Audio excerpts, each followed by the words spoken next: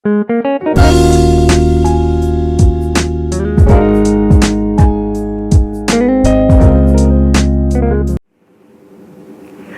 Assalamualaikum warahmatullahi wabarakatuh. Ketemu lagi dengan saya Riani.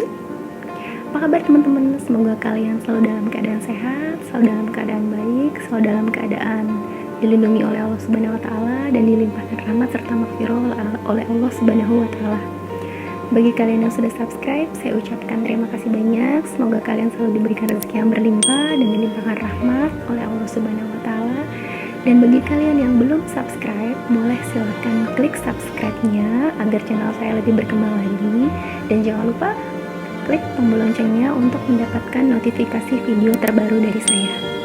Teman-teman, di video kali ini saya mau menceritakan salah satu kejadian yang dulu pernah saya alami, dan ini real ya terjadi, yaitu saya punya rumah modal sholawat. Nah, sholawat di sini yang saya baca waktu itu sholawat nariyah, tapi bacanya nggak seperti sekarang ini yang sudah rutin ya, yang sudah saya targetkan berapa-berapanya gitu ya setiap hari. Dulu sholawat nariyah ini diijazahkan sama almarhum ayah saya. Saya pernah cerita di video saya yang beberapa waktu yang lalu, ada, kalian boleh lihat, ada videonya di situ. Saya pernah diijazahkan sholawat nariyah oleh almarhum ayah saya. Tapi waktu itu saya belum tahu betul faedahnya apa kan ya. Jadi saya bacanya jadi sambil lalu aja gitu. Palingan habis sholat cuman berapa kali aja saya baca. Tapi kalau di dalam kendaraan itu saya selalu baca sholawat nariyah berulang-ulang dari mulai berangkat sampai tempat tujuan saya bekerja. Jadi itu di atas kendaraan saya baca terus tuh teman-teman, nggak putus-putus saya baca gitu ya. Mungkin ada hikmahnya gitu dari bacaan sholawat yang saya baca itu gitu. Nah, dulu saya pernah punya cita-cita, saya ingin punya rumah sebelum anak saya masuk SMP. Itu masih jauh banget itu. Itu keadaannya waktu itu saya niat itu tuh waktu saya belum punya anak gitu ya. Jadi saya baru menikah berapa bulan, tiba-tiba terbersit gitu di pikiran saya, yang saya sering daungkan, saya ucapkan, saya berdoa gitu, saya minta gitu ya. Tapi waktu itu saya belum paham tentang oh iya, kalau misalnya kita berdoa dengan salawat itu cepat sampai gitu. Tapi salawat saya baca terus. Akhirnya dikasih jalan sama Allah sebelum anak saya SMP. Tiba-tiba saya bisa punya rumah dengan jalan yang Allah kehendaki tentunya. Waktu itu saya punya rumah itu di saat usia anak saya itu umur berapa kan ya, 7 atau 8 tahun gitu ya. Berarti kan belum sampai ke SMP ya, itu baru SD kelas 2 kalau nggak salah anak saya. Tapi waktu itu saya sudah bisa punya rumah. Nah, ceritanya waktu itu kan saya awalnya mau kontrak ya, tapi nggak dikasih gitu sama orang tua saya. Nah, orang tua saya menghibahkan tanah 50 meter persegi untuk saya gitu ya. Sebenarnya tanah ini tuh dibagi dua sama abang saya, cuman karena abang saya udah punya rumah duluan, akhirnya tanah ini saya yang bangun, tapi saya harus mengeluarkan modal sendiri. Nah, waktu itu saya nggak punya uang sama sekali, tabungan nol, gaji pas-pasan gitu kan, gak ada uang sama sekali. Nah, tanah itu kan bersertifikat ya teman-teman. Memang sih waktu itu jalannya mungkin harusnya bukan dengan cara meminjam uang gitu untuk membangun rumah, tapi waktu itu saya lakukan minjam uang gitu. Akhirnya dengan saya nekat, saya pinjam uang, dapat 50 juta untuk membangun rumah. Sebetulnya nggak cukup bangun rumah dengan uang sebesar 50 juta itu. Akhirnya dengan kenekatan saya bismillah aja gitu. Yang penting saya bisa punya tempat untuk berteduh, itu sudah cukup gitu menurut saya.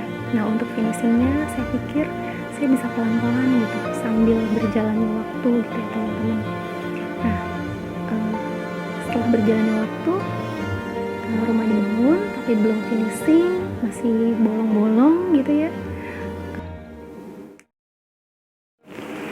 Akhirnya melakukan finishing itu sesuai berjalannya waktu, pelan-pelan.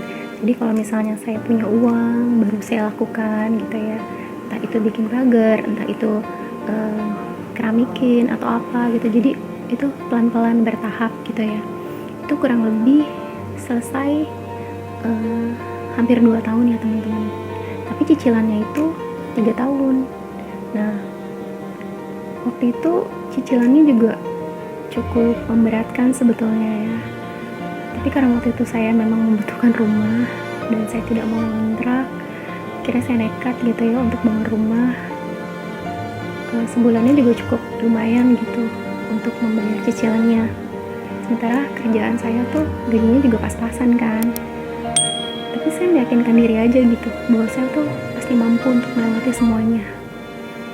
Nah, yang seharusnya cicilan itu berakhir di 3 tahun. Saya kan bangun rumah tuh di 2015, harusnya di 2018 itu, 2018 akhir itu baru selesai. Tapi mungkin karena kehendak Allah dan niat baik saya, dan saya bacakan selawat terus gitu ya teman-teman, akhirnya dikasih jalan sama Allah.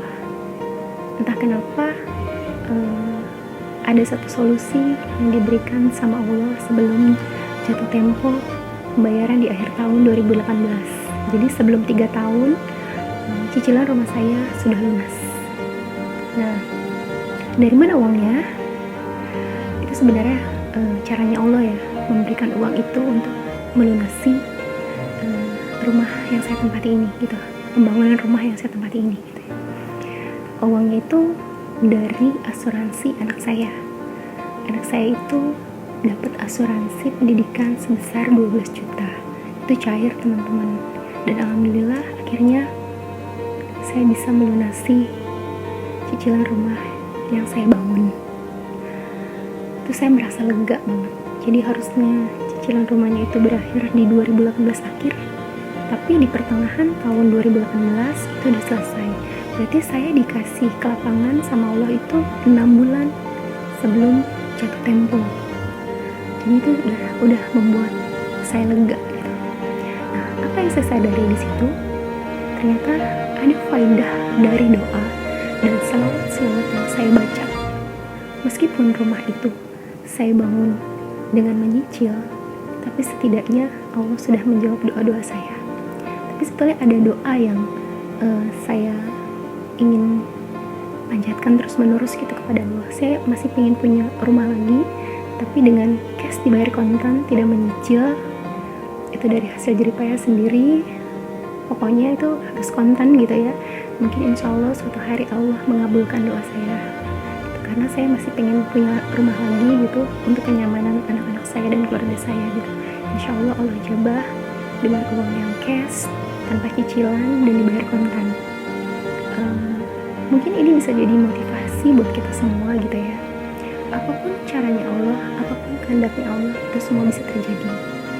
Bagaimana jalannya, bagaimana caranya, bagaimana apa yang mesti kita lakukan, itu sudah diatur oleh Yang Maha Kuasa. Jadi kita tinggal meyakini, mengikhlaskan, bersabar, berikhtiar, berdoa, berusaha, pasti Allah kasih jalan gitu ya. Intinya meyakinkan diri aja gitu, berdoa, meminta segala sesuatu pada Yang Maha Kuasa gitu ya. Kita harus sabar.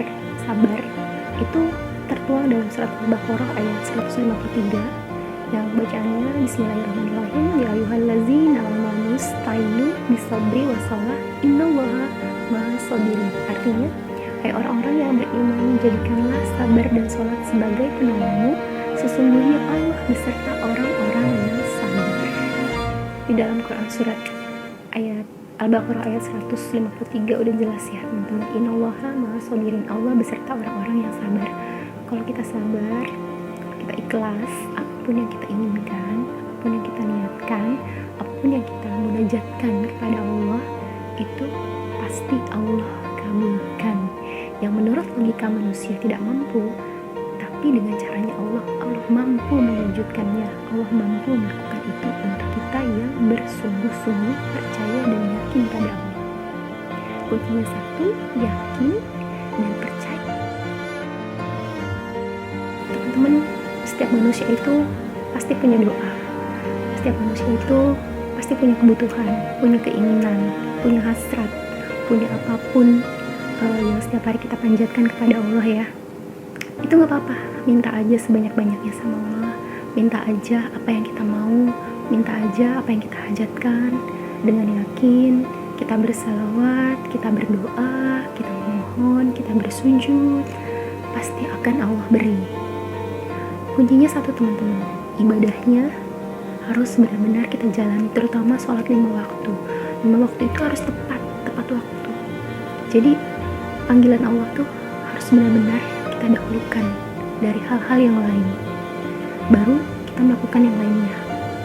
Kita sholat dengan tepat waktu, sholat sunatnya juga dilakukan, seperti sunat duha, hajat, tahajud, dan yang lainnya, baca Quran, ibadah-ibadah yang lain yang menurut kita baik, kita amalkan dan kita yakinkan bahwa segala sesuatu bisa membawa kepada hajat yang kita inginkan. Itu pasti terjadi, dan saya sudah sering mengalaminya. Dari saya beli HP modal sholawat, terus saya dapat uang 9.900.000, terus saya bisa punya rumah sendiri, dan masih ada keajaiban sholawat lainnya yang akan nanti saya ceritakan di video-video saya berikutnya. Ini untuk memotivasi kita semua. Banyak yang berdoa tapi lupa dengan sholawat. Memang doanya bisa dikabulin, tapi tidak secepat doa yang melalui perantara sholawat. Ada orang yang yakin itu akan cepat dijabah oleh Allah Subhanahu wa Ta'ala, karena sholawat itu mengandung syafaat dari Rasulullah SAW. Syafaat yang diberikan kepada kita itu satu salawat yang kita baca itu rahmatnya 10 kali lipat. Bayangkan teman-teman, kalau kita baca 100 kali salawat, berarti yang kita dapat 1000 kali kebaikan.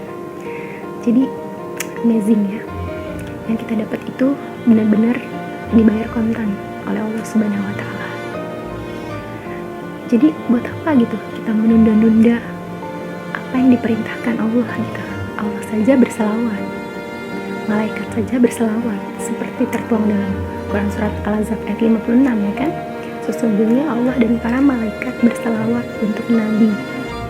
Nah, hai orang-orang yang beriman, berselawatlah kalian kepada Nabi dan keluarga beliau kan.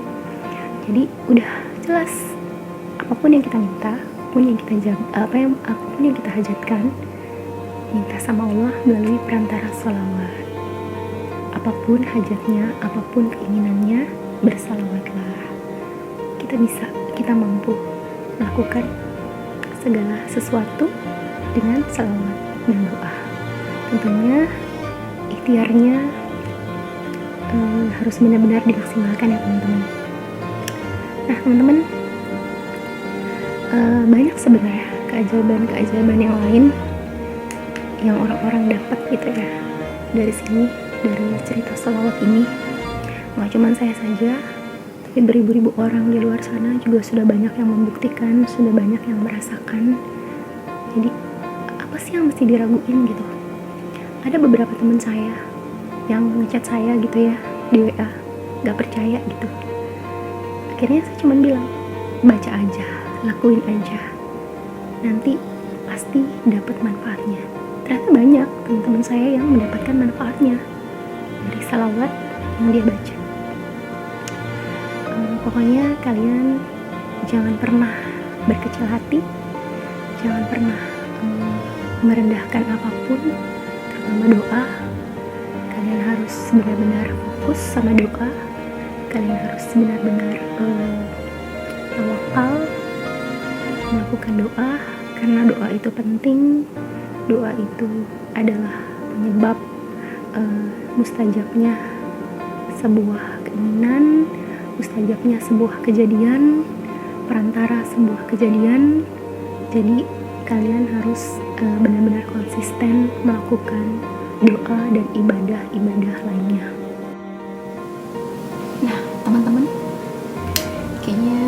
Segitu aja ya cerita dari saya. Saya punya rumah model sholawat.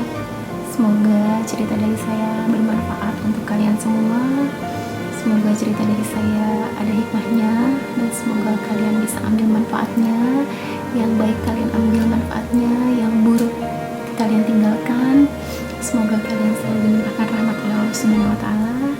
Yang belum subscribe, silakan klik subscribe-nya dan klik tombol loncengnya untuk mendapatkan notifikasi video terbaru dari saya.